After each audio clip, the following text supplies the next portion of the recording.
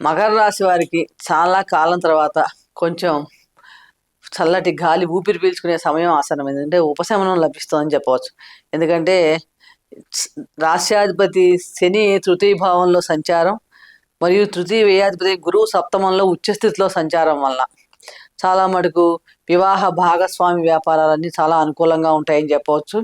ముఖ్యంగా రాహువు ద్వితీయంలోను, కేతు అష్టమంలో సంచారం వలన మాటల్లో మటుకు కొంచెం అహంకారం పెరగకుండా చూసుకోవటం, ఆరోగ్య విషయంలో జాగ్రత్త వహిస్తే కనుక ఈ సంవత్సరం అంతా అద్భుతమైన ఫలితాలు కనిపిస్తాయి. ఎందుకంటే ఏలినాటి శనిని దాటి మీరు సంవత్సరంలో అడుగు పెట్టబోతున్నారు కాబట్టి ఏలినాటి శని ప్రభావం చాలా మటుకు వక్రీ శని వల్ల కానీ ఏదైనా సరే తగ్గింది కాబట్టి ఇక ఇప్పుడు ఈ సంవత్సరం అంతా మీకు నిర్భయంగా హాయిగా శని భగవాన్ అనుగ్రహంతో ఎంజాయ్ చేస్తూ ఉండడానికి అవకాశం ఎక్కువగా ఉంది. ఇక 2026 సంవత్సరం ఎవరికి బాగుంటుందంటే రచయితలకి చాలా బాగుంటుంది.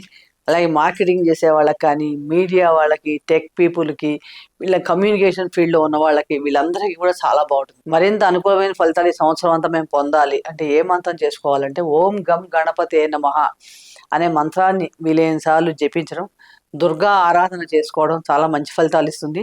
అలాగే ప్రతి శనివారం, సోమవారం కూడా శివునికి అభిషేకం చేయటం వలన అత్యంత శుభప్రదంగా ఆ ఈశ్వరుడు సర్వమంగళాలని కూడా మీకు ప్రసాదిస్తాడంటలో ఎటువంటి సందేహం లేదు.